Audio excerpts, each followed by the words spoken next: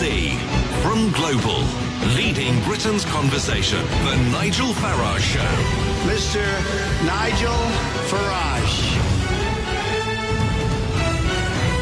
Thank you, Donald, and good evening, everybody. So back in 1990, the UK's population was about 55 million people, and it had been settled there for a very, very long time. Boy, how things have changed. Our population now officially is 65.6 million, although I have to say, somewhat cynically, I suspect the reality is it's quite a bit higher than that. We've no idea whether it's 1 million or 2 million illegal immigrants that are living in the country. But a projection today from the Office of National Statistics says that our population will go through the 70 million mark towards the end of the 2020s. They make the point that 77% of the projected increase will come directly or indirectly from immigration. So we've already seen a huge rise in our population, and there is a lot more to come. And I'm asking you tonight, do you think we can cope with this increase?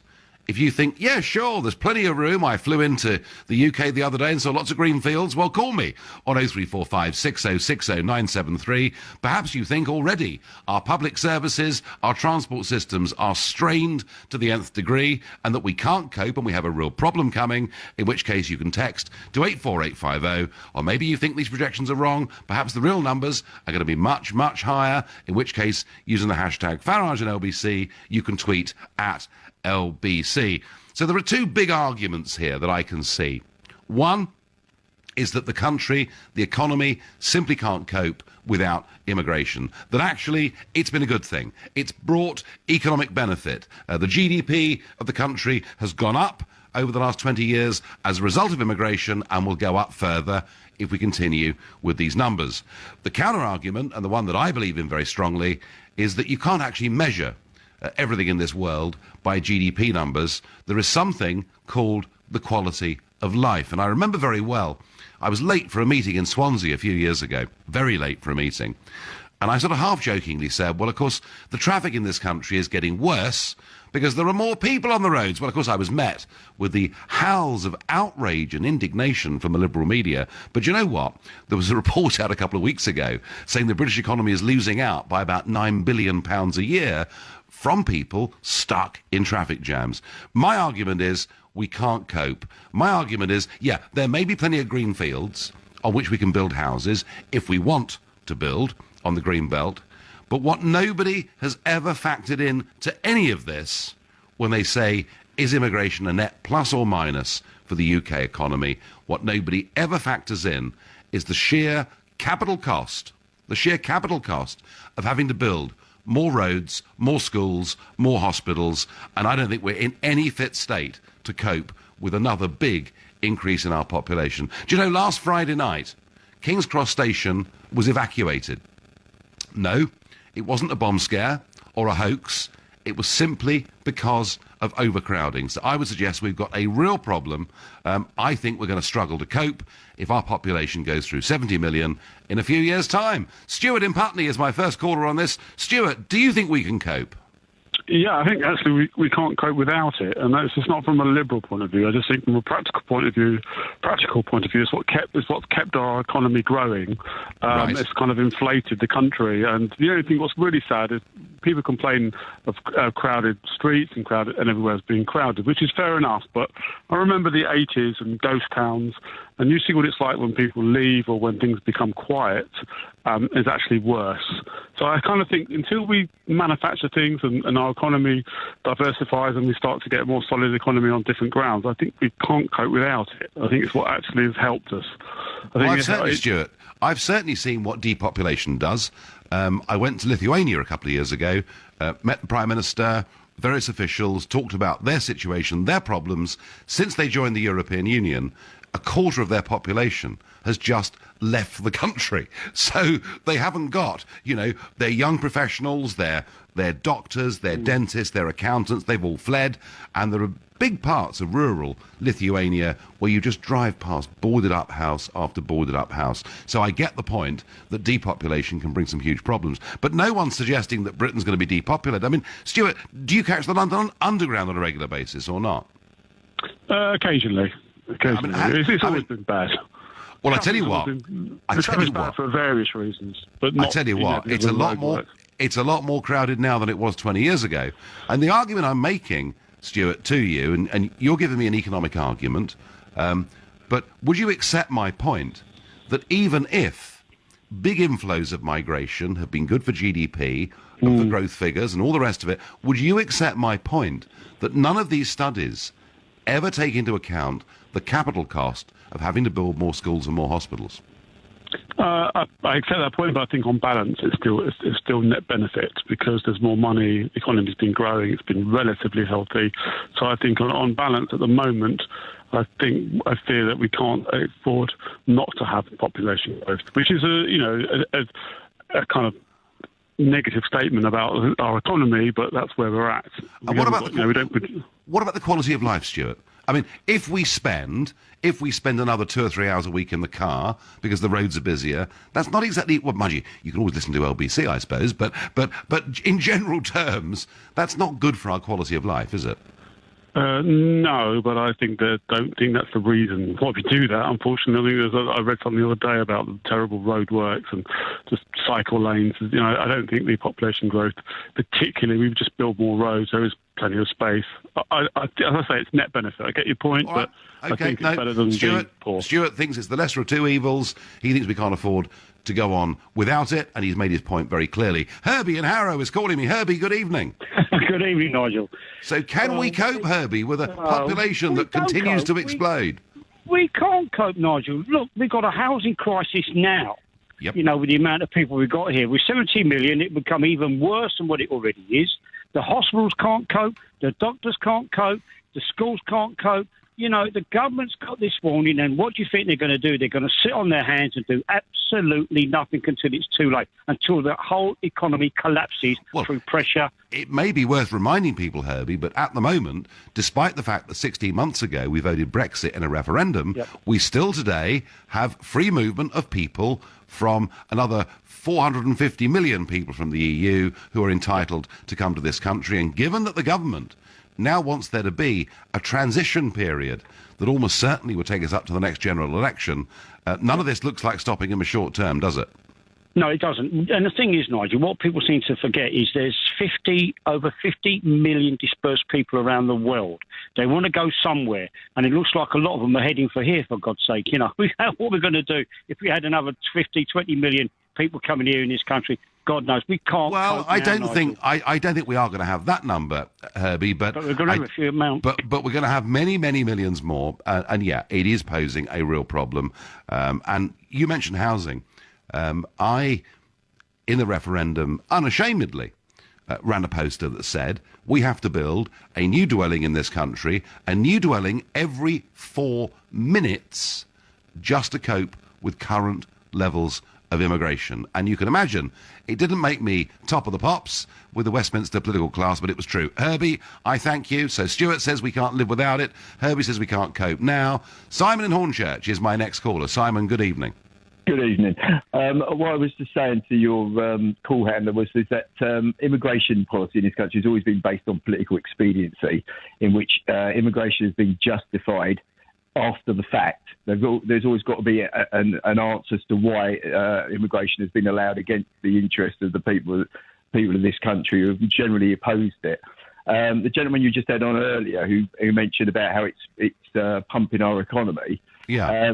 The only reason that would be of benefit is if immigrants would be more highly productive than the native population. Otherwise, on that basis, you could increase the population to 100 million, 1 billion, and obviously economic activity would increase. But it's whether or not we're productively we're actually increasing the amount each of us is producing. That's interesting, because actually what's happened is this period of mass immigration to Britain over the last 20 years has seen our productivity fall. We are now less productive as a nation than the French. So I think there is something in that, don't you?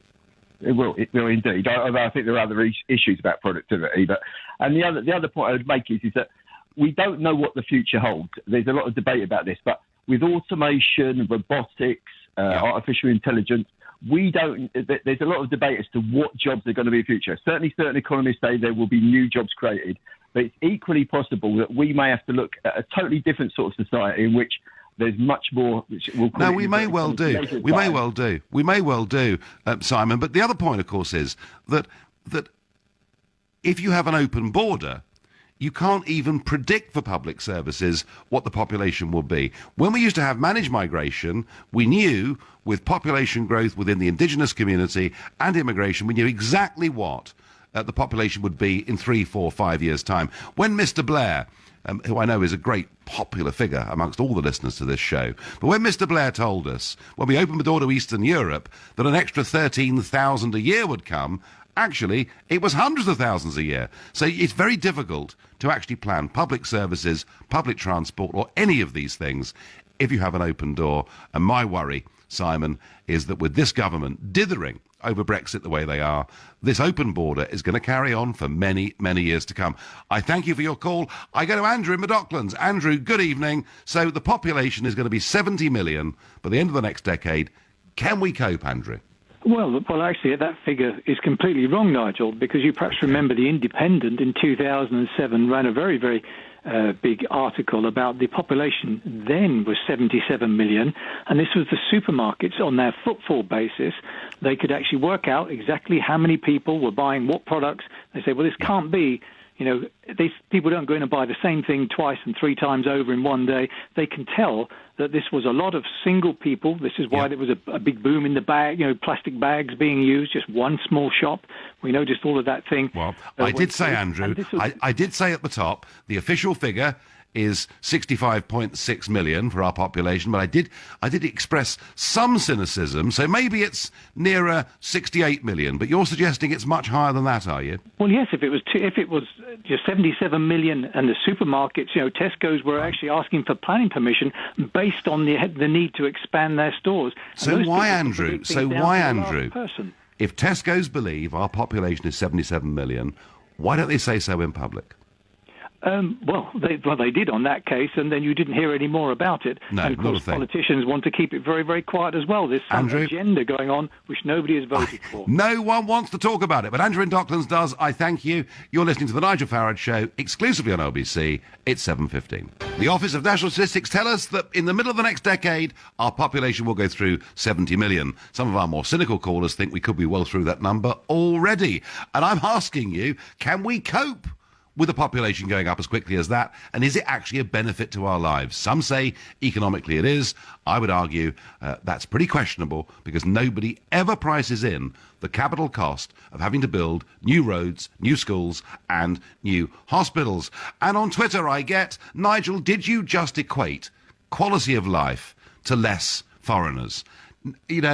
You never stop, you lot, do you? What I'm saying is it makes sense to have a controlled immigration policy. Oh, and by the way, if a lot of foreign people are coming to the country, it also kind of helps if they speak our language and integrate in our communities. That's how we have happy, sensible towns and cities all over this country. Also on Twitter, our roads and public services are strained to capacity. Well, I tell you what they are. And I think London, travelling on the underground is absolute misery. Far worse than it was 20 years ago.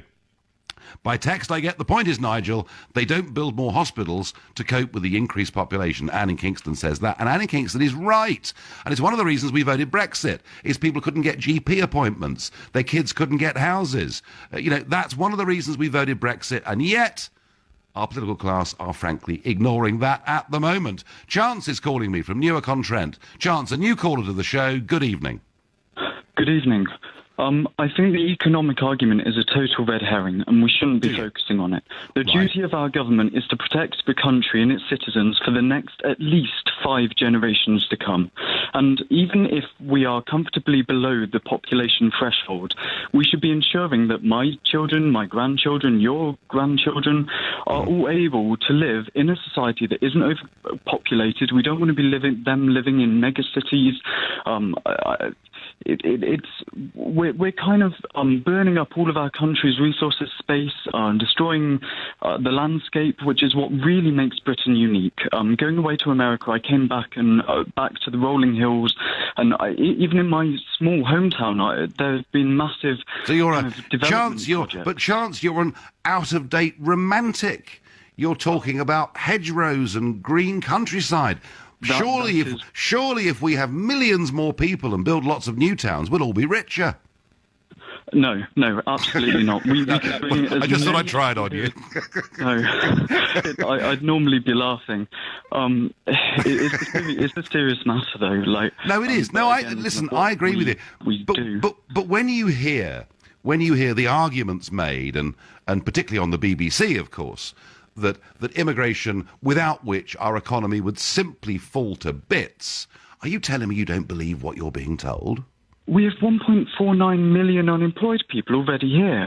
The education system is completely unsuitable for those going through it. I am only in the fortunate position of being self-employed and able to look after myself because I trained myself up. I trained myself up in programming because I was disillusioned. Disconnected from the whole education system.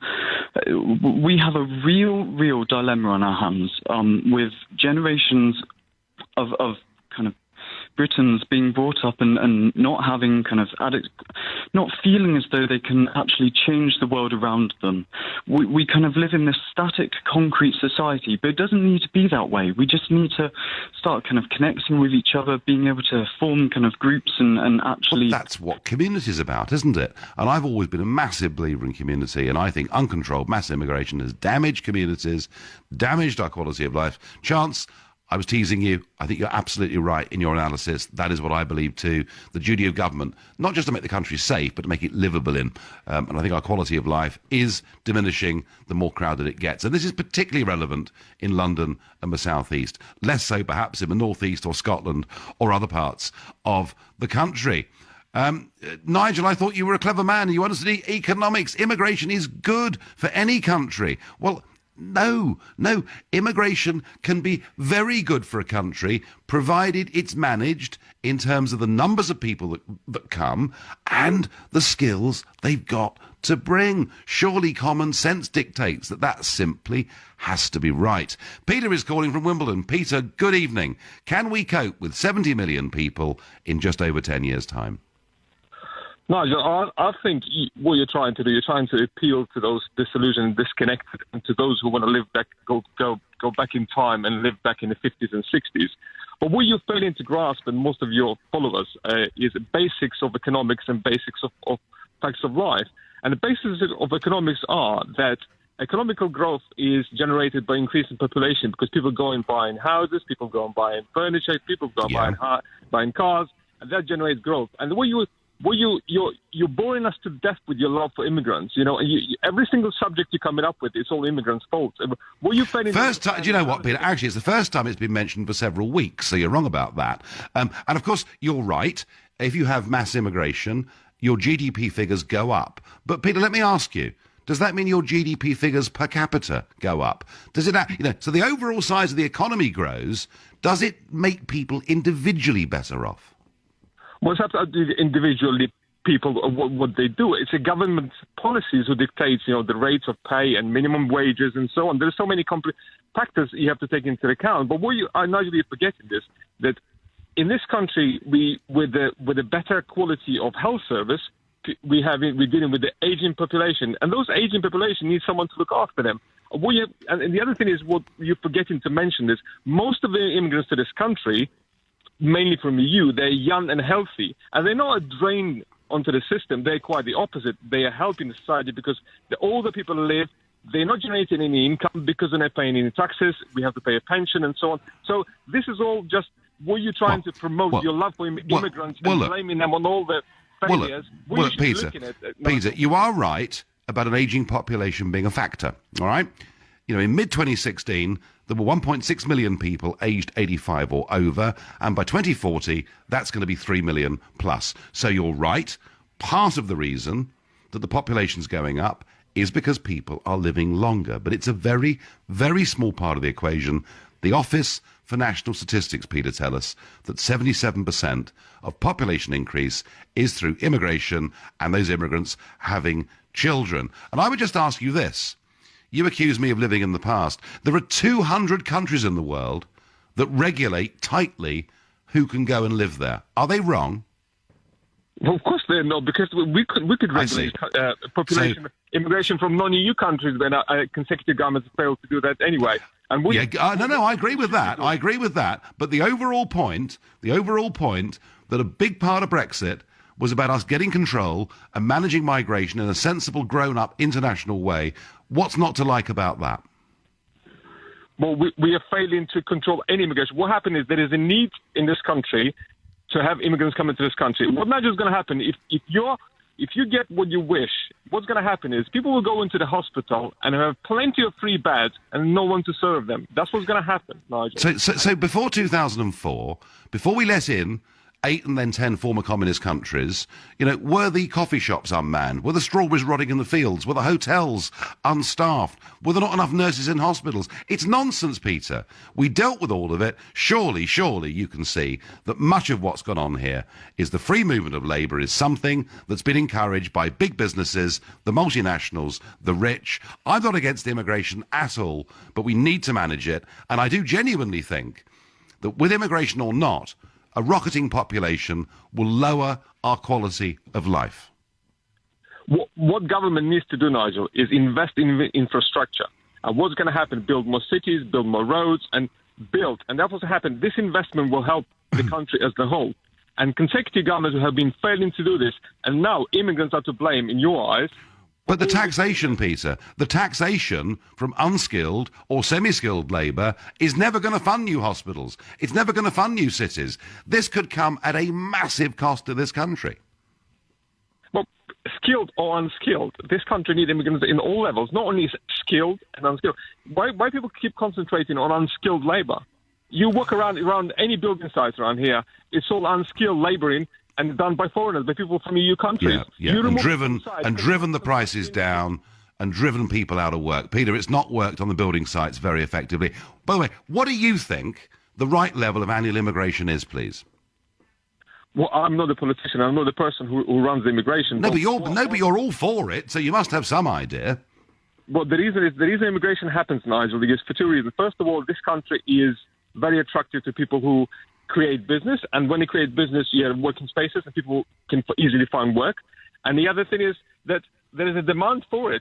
If foreigner comes to this country, doesn't matter EU or non-EU country, if they can't find work or find themselves useful in this country, they will fail. But the problem is that most of the foreigners who leave the comfort of their own country and come to this country, they are willing to work double and twice as hard as the people. In some cases that is true. Of course it is.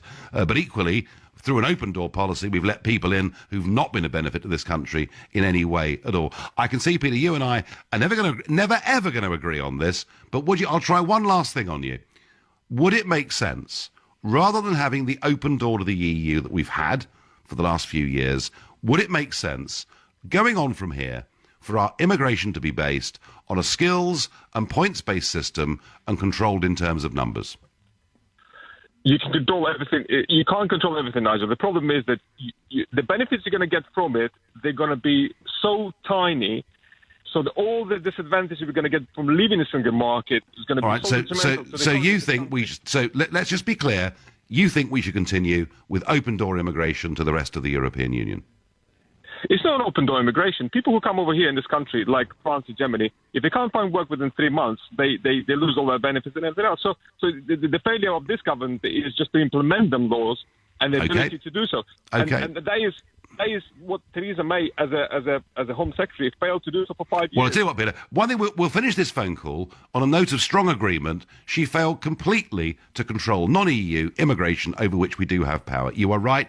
I thank you for your call. You're listening to the Nigel Farage Show, exclusive in LBC. It's 7:30. Well, I can't believe there are still people out there who think that open-door immigration makes sense, but they do. And that against the background that our population is set to rocket to 70 million towards the end of the 2020s. I'm asking you whether we can cope. But a couple of other things today that have struck me really very, very much between the eyes. One is that we learned today in the House of Commons that during the transition period, which is intended to kick in after March 2019, during that period, the Common Fisheries Policy, all of their rules regulations, their quotas for what commercial fishermen can catch, their limits on sea anglers, telling them they're only allowed to take one bass home for 6 months of the year and none for the other 6 months. All of that, apparently, is going to stay in place. And surely one of the reasons we voted Brexit is to take back our territorial waters.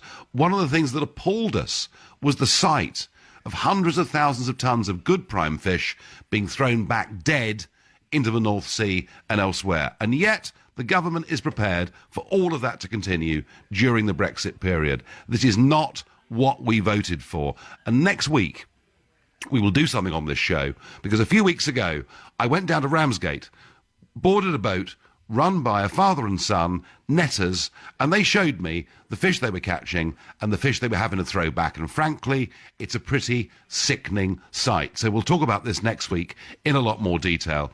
And you can't fail to have noticed that Chris Heaton-Harris, Tory MP, who wrote to British universities simply asking who was teaching Brexit and what was being taught in the universities, has been met with the most withering response. He's been called a Stalinist. He's been accused of McCarthyism, accused of censorship. Lord Patton of Oxford University, former Tory cabinet minister and European commissioner, has had a real pot back at him. Well, is it any wonder that the universities are in this position? Do you know Oxford University gets £60 million a year from the European Union?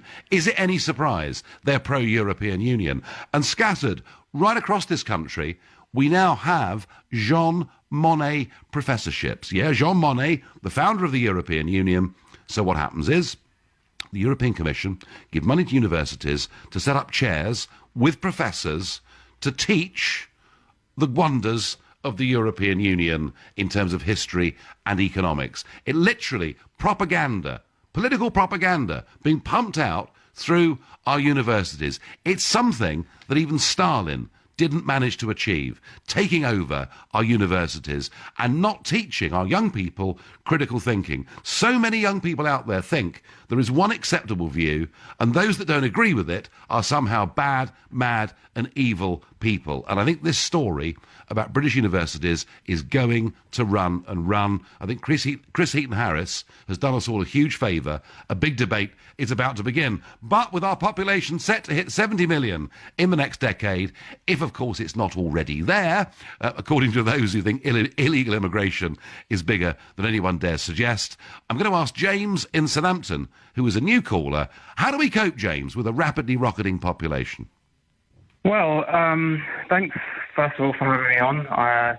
First-time caller, as you mentioned. I 500% agree with you on the whole immigration issue.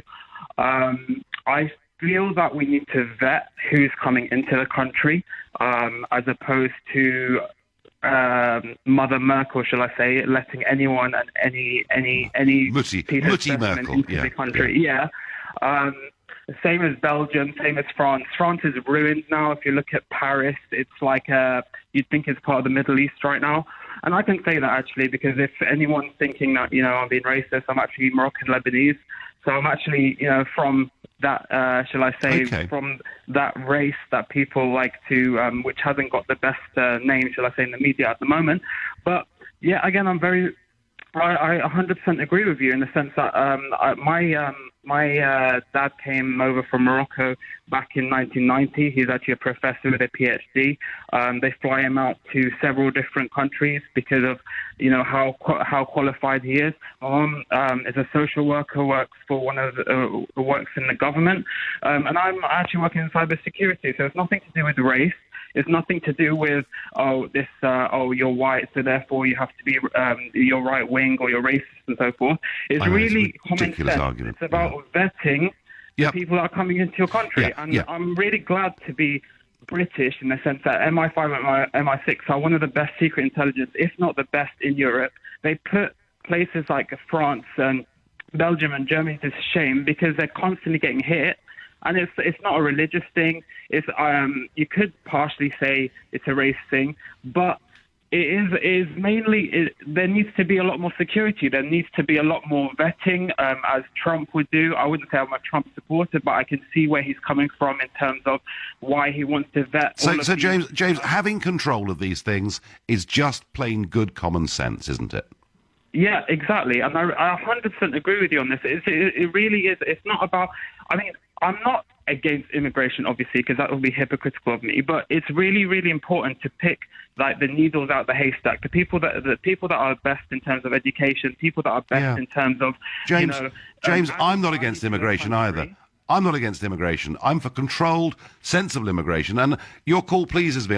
As I was boarding a flight late last night in Washington, a chap came up to me, Habib. He said, I'm a British Muslim, practicing Muslim. He said, I'm British. I'm proud to be British. He said, and I agree with you. We've got to be very careful about who we let into our country because of the security concerns. And he was particularly talking about returning jihadis. James, whether it's to do with terrorism, whether it's to do with sensibly controlling the population, we have to be in control of this. And I thank you very much for your call and the way in which you put your point across. Chris is calling me from Edinburgh. Chris, good evening.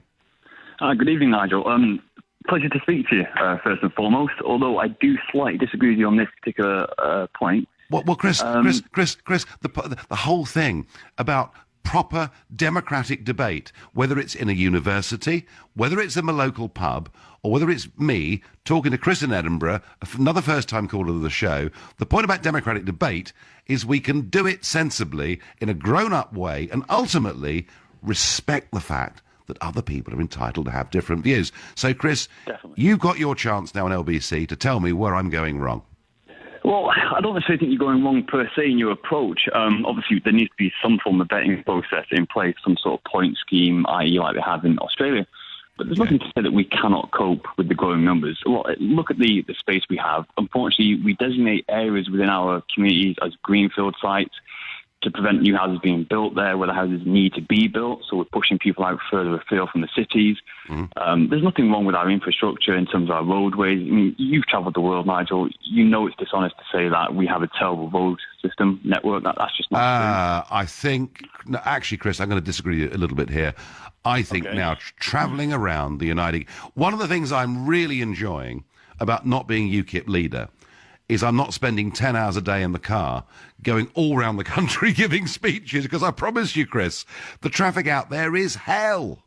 And perhaps here to the United States, I mean, that's a vast area, which is quite densely populated in some particular areas, but other than that, it's pretty empty. Well, Chris, I drive through France a lot. I regularly drive from home to the European Parliament in Strasbourg. I've been doing it for 20 years. I have to say, I find driving in most parts of France, Paris accepted, where they're absolutely crackers the way they drive in Paris. But generally, Chris, driving in France is a pleasure. Driving in this country has become a serious chore. But I mean, what aspect of our rising immigration do you think we cannot handle? I tell you what, Chris. I asked the question of callers, can we cope? And you've answered it by saying we can cope. And do you know what? Actually, I'm going to agree with you. We can cope. But does it make it a better country? Does it make it a nicer place to live? Does it improve our quality of life? And I'm going to argue, Chris, that it won't. And you live in Edinburgh, but I promise you, people living in London, working, travelling on the underground, or those people who were evacuated last Friday from King's Cross Station because of overcrowding, I think, Chris, a population rising as quickly as it is, without an infrastructure growing to match it, reduces our quality of life. That's really what I'm saying. If I may, if you look at Japan for the time being, Japan back in 2006 had a population of, I think it was like 6% over the age of 65. Now that's 26%. And they reckon that by 2060, over 50% of Japan's population will be over 65. And that's because they've turned their nose up to immigration. And now they're facing serious problems in the next 40 years. And they're trying to encourage people, skilled labour, unskilled labour, to come in and help with their ageing population. If we were to stop immigration, even for the sake of 10 years, we'd have consequences down the line for it. Well, Chris, I've acknowledged already, haven't I, in this show, you know, that we have 1.6 million people over the age of 85 and that would be 3 million people by 2040. I acknowledge there is a problem with an ageing population, but mass uncontrolled immigration isn't the answer, because in turn, immigrants get older too. But I do acknowledge there's a problem. Chris, I thank you very much indeed for your call.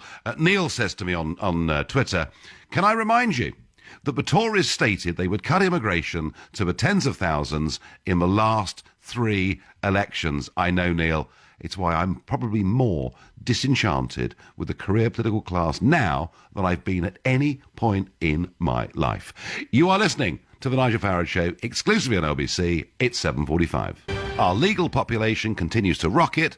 I guess the illegal one probably does as well, and we're going through 70 million people before the end of the next decade. I'm asking, can we cope? But I'm really asking, does it make it a better place to live? And I genuinely don't think it does. I think there is not a cat's chance in hell of housing, of schools, of hospitals, of roads, of any form of public transport ever catching up with a population increase of that size. That is my view. On text I enjoy your LBC slot, Nigel, but stop with the immigration stuff.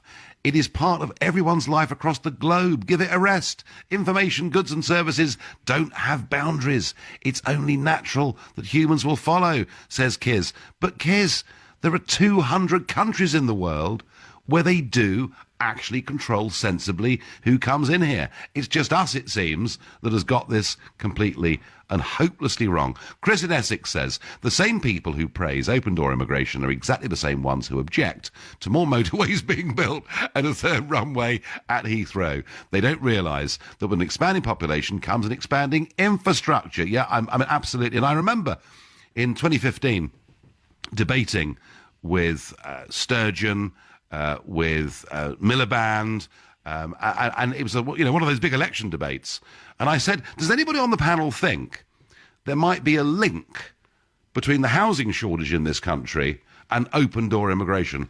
Oh, no, they all said. The government's just not building enough houses. Well, how can the government build enough houses if with an open-door immigration policy it hasn't got a clue how many people are coming in to the country? But I have to say, I didn't manage to get through to them. There you are. Michael is calling me from Yattendon in Berkshire. Michael, good evening. Hello, Nigel. How are you doing? I'm doing very well. So come on, you've picked up the phone, first-time caller. What motivated you?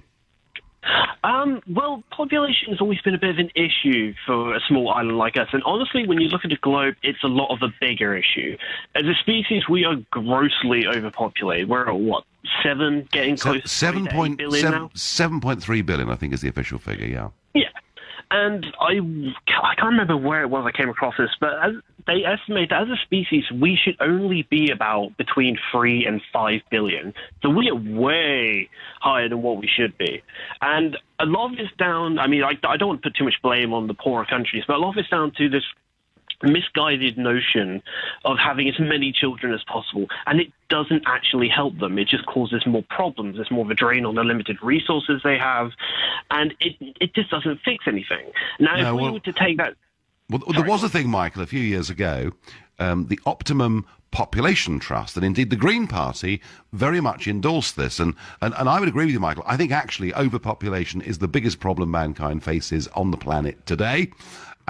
And any concerns we have about global warming, about CO2 emissions, or whatever it may be, population actually is at the root of all of it. But, Michael, we're not having a debate tonight about the global population, important though that is. But I am asking, can we as a country cope with our population going up the way that it is? And is it desirable for our way of life? No.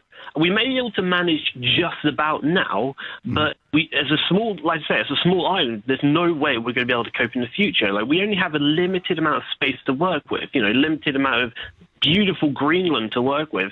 And, sure, we could build more roads, more housing, more infrastructure, and we can accommodate for more people, but the same problem's just going to come back around. It's going to get filled up, and then we're going to just run into the same problem, and we're going to keep running out of more and more space, and we're just going to turn into this a dystopian giant megacity of just concrete and metal, and it's going to be... Well, that's a horrible thought. There is quite a lot of green land out there. Some of it we wouldn't want to build on. Yattendon, of course, where you are, is a beautiful village, isn't it? Yeah, I absolutely love it. I've been in my whole life, and I love getting around the place. Yeah, I played cricket there about 15 years ago, and I have to confess, I was caught behind off the first delivery. And after that, I joined the Primary Club, a charity for cricketers who've been out first ball in any form of cricket. And they give money every year and help blind people play sports of all kind of different kinds. So I have fond memories of Yattendon, Michael, even if I did get a duck. And I thank you for calling in. Hugh is calling me from Duns in the Scottish Borders. Hugh, good evening. Good evening, Nigel. Great to speak to you. Now, you live in one of the most sparsely populated parts of the entire United Kingdom, so perhaps this doesn't seem to be a big problem to you. I mean, you're right in terms, we don't have as much in terms of the kind of immigration issues that affect other parts of the country. And we could, desperately do with economic development. In fact, coming up to Berg-upon-Tweed, we don't even have a dual carriageway. So it's, when you talked about how hard it is to get around, although the local areas are okay, if you're going further, it's horrendous trying to get to Newcastle and beyond. So we don't have those problems. But I think on the whole issue of immigration, we have to control it. I mean, look at the countries that have done, like Australia and before Trudeau, Canada. They helped, they avoided the recessions because they were sensible and they had very good economic policies. And I think that goes hand in hand with a sensible immigration policy. I mean, look, Canada and Australia, not a penny piece of taxpayers' money was used to bail out the banks in those countries. That wasn't just because of immigration policy. It was because of good government, and perhaps, Hugh, good immigration policy is a symptom of good government.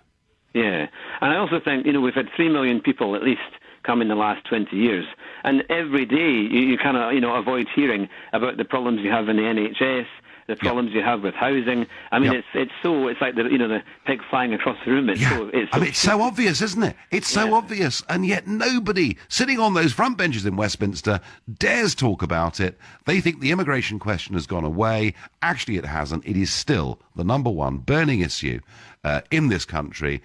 Not immigration per se, but the effects of it on lives of ordinary people. Hugh from Scottish Borders talking, I thought, a great degree of common sense. Hamid is calling me from Bristol. Hamid, good evening. Good evening, Nigel, and thank you for taking my call. Not a bit. Sorry for my accent. I am French myself, and I live here in England.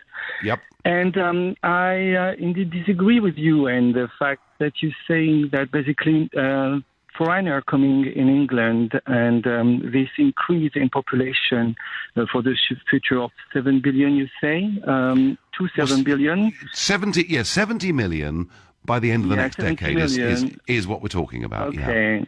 Yeah. And the thing is, I will take just a simple example in history to illustrate what I'm saying. I don't think that it will be the worst place to be, but I think it would be a better place and it will be a chance. And I heard someone just before with a Morocco background who said that we should accept only PhDs and high profile. Here, I understand why he's saying that. But I think we should give the chance, first of all, to everybody, even like people who are escaping the country because they are persecuted. And in France, in the 15th century, the Huguenots has been persecuted by the French king. I know. My forebears were Huguenots. I understand this, Hamid. But let me just ask you this. Do you see any limit then, or not, on the number of people that could come into the UK every year? Tell me, sorry. Do you see any limit on the numbers coming into this country?